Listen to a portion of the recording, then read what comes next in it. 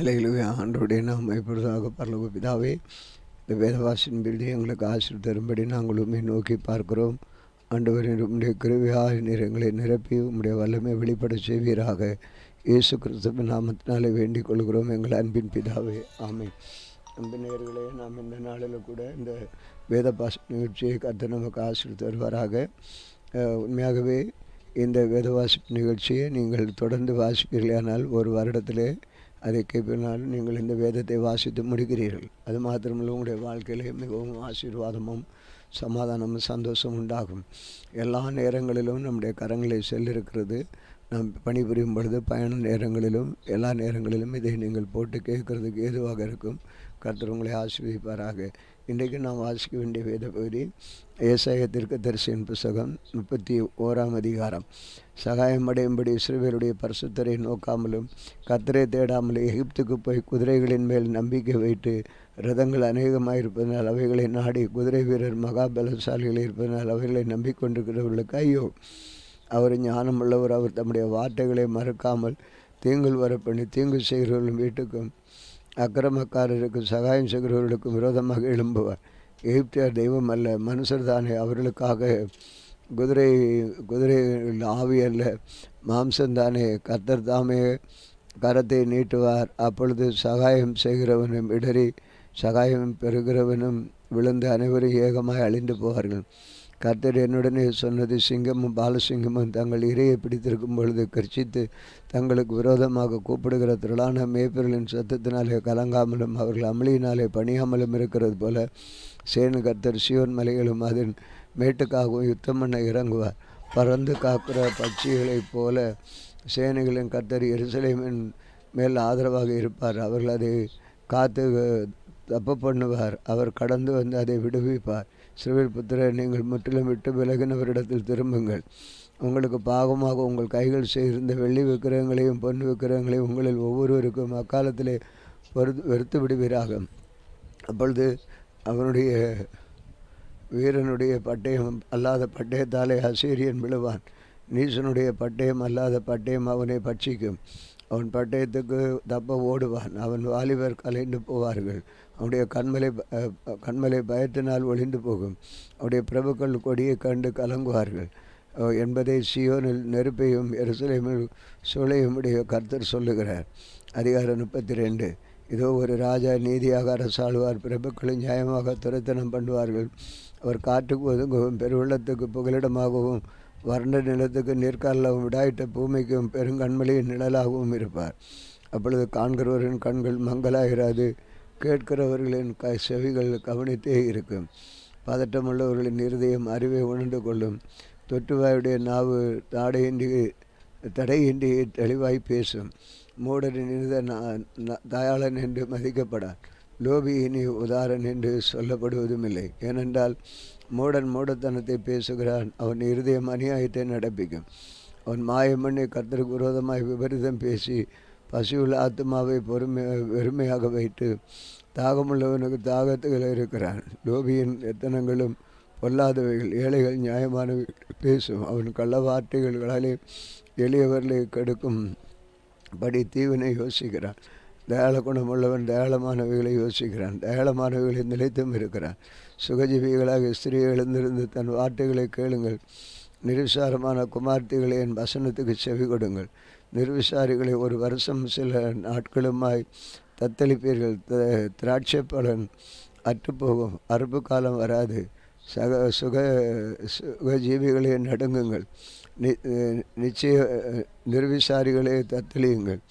உடைய உரிந்து களைந்து போட்டு அறையிலே இரட்டை கட்டி கொள்ளுங்கள். செழிப்பான வயல்களின் நிமித்தம் கனிதரம் திராட்சை செடிகளின் நிமித்தமும் மாரடித்து புலம்புவார்கள். என் ஜனத்துடைய நிலத்தின் கழிவுர்ந்திருந்த நகரத்திலும் உள்ள சந்தோஷம் நிறைந்து எல்லா வீடுகளிலும் முட்செடியும் நெறிஞ்சிலும் முளைக்கும். அரண்மனை பாழாக விடப்படும். ஜனம் நிறைந்த நகரம் வெறுமையாகும். மேடும் துருக்கமும் என்றென்றைக்கும் கவிகளாகும். அவைகள் காட்டுக்கழுதைகள் கழிக்கும் இடமாகும். மந்தைகளில் மேய்ச்சல் விடாமல் இருக்கும். உன்னதத்தில் இருக்கிற நம்மையில் ஆவி ஊற்றப்படும் மட்டும் ஆவி இருக்கும். அப்பொழுது வனாந்தர செழிப்பான வயல்வெளியாகும். செழிப்பான வயல்வெளி கடாக்கள எனப்படும். வனாந்தரத்தில் நியாய வசனமாக இருக்கும். செழிப்பான வயல்வெளியிலே நீதி தங்கி இருக்கும். நீதியின் கிரியை சமாதானம், நீதியின் பலன் என்றுமுள்ள அமெரிக்கையும் சுகமா. என் ஜனம் சமாதான தாவரங்களிலும் நிலையான வாசதலங்களிலும் அமைதியாக தங்கும் இடங்களிலும் குடியிருக்கும். ஆனாலும் காடு அழிய கல்மழை பெய்யும், அந்த நகரம் மகா தாழ்வாய் தாழ்ந்து போகும். மாடுகளையும் கழுதைகளையும் நடத்தி கொண்டு போய் நீர்வளம் பொருந்திய இடங்களிலெல்லாம் விதைக்கிற நீங்கள் பாக்கியவான்கள். அதிகாரம் 33. கொள்ளையிடப்படாதிருந்தும் கொள்ளையிடுகிறவனும் துரோகம் பண்ணாதிருக்கிறவர்களுக்கு துரோகம் பண்ணுகிறவனும் ஆகிய உனக்கு ஐயோ. நீ கொள்ளையிட்டு முடிந்த பின்பு கொள்ளையிடப்படுவாய், நீ துரோகம் பண்ணி தீர்ந்த பின்பு உனக்கு துரோகம் பண்ணுவார்கள். கர்த்தாவே, எங்களுக்கு இறங்கும், உமக்கு காத்திருக்கிறோம். தேவரீர் காலையில் அவர்கள் பயமும் கட்டுக்காலத்தில் எங்கள் ரட்சிப்புமாயிரும். அமளியின் சத்தத்தினால் ஜனங்கள் அலைந்து ஓடி நீர் எழுந்திருக்கும் பொழுது ஜாதிகள் சிதறிக்கப்படுவார்கள். வெட்டுக்கிளிகள் சேர்க்கிறது போல உங்கள் கொள்ளை சேர்க்கப்படும். வெட்டுக்கிளிகள் குதித்து தெரிகிறது போல மனுஷர் அதன் மேல் குதித்து திரிவார்கள். கர்த்தர் உயர்த்துவார், அவர் உன்னை உன்னதத்தில் வாசமாயிருக்கிறார். அவர் சீயோனை நியாயத்தினாலும் நீதியில் நிலைப்படுத்துகிறார். பூர்ண ரட்சிப்பும் ஞானமும் அறிவும் உன் கால்களுடைய உறுதியாக இருக்கும். கர்த்தருக்கு பயப்படுகிறதிலே அதன் பொக்கிஷம். இதோ கர்த்தருடைய பராக்கிரமசாலி வழியிலே அலறுகிறார்கள். சமாதானத்து ஸ்தானாதிபதிகள் மனம் கசந்து அழுகிறார்கள்.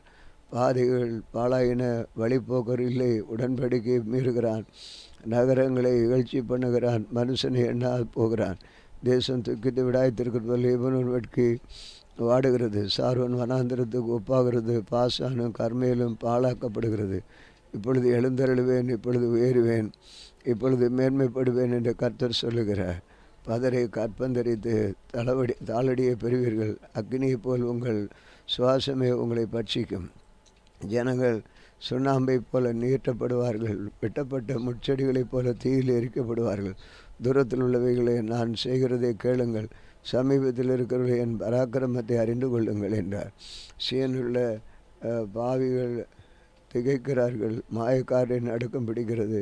பட்சிக்கும் அக்னிக்கு முன்பாக நம்ம தெரிந்திருக்க நித்திய ஜுவாலிகளுக்கு முன்பாக நம்ம தாபரிப்பவன் யார் என்கிறார்கள்.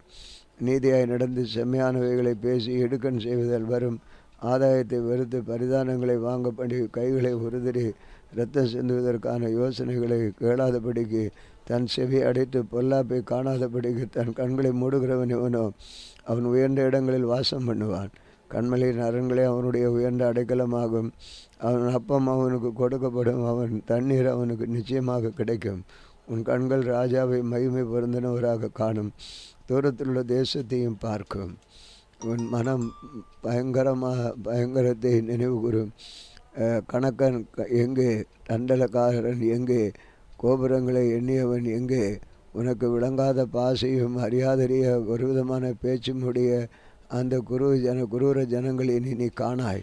நம்முடைய பண்டிகைகள் ஆசரிக்கப்படும் நகரமாகிய சியோனை நோக்கி பார். உன் கண்கள் எருசலேம் அமெரிக்கான தாவரமாகவும் பெயர்க்கப்படாத கூடாரமாகவும் காணும். இனி அதன் மூளைகள் என்றென்றைக்கும் பிடுங்கப்படுவதும் இல்லை, அதன் கயிறுகளில் ஒன்றும் அறுந்து போவதும் இல்லை.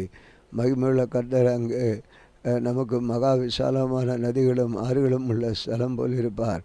வலிக்கிற படகு அங்கே ஓடுவதும் இல்லை, பெரிய கப்பல் அங்கே கடந்து வருவதும் இல்லை. கர்த்தர் நம்முடைய நியாயாதிபதி, கர்த்தர் நம்முடைய நியாயப்பிரமாணம், கர்த்தர் நம்முடைய ராஜா. அவர் நம்ம பெரிய ரட்சிப்பார். உன் கயிறுகள் தளர்ந்து போகும், பாய்மரத்தை கெட்டிப்படுத்தும், பாயை விரிக்கப்படக்கூடாமற் போகும். அப்பொழுது திரளான கொள்ளைப்பொருள்கள் பங்கிடப்படுங்க, சப்பானிகளும் கொள்ளை ஆடுவார்கள். வியாதிப்பட்டு கிடக்கிறேன் என்று நகரவாசிகள் சொல்லுவதில்லை, அதில் வாசமாக இருக்கிற ஜனத்தின் அக்கிரமம் மன்னிக்கப்பட்டிருக்கும். வாசிக்க வேண்டிய வேதப்பதி வாசித்தோம், ஜெபிப்போம். அன்பின் ஆண்டவரே, இந்த வேளையிலும் உடைய நாமம் மையப்படட்டும்.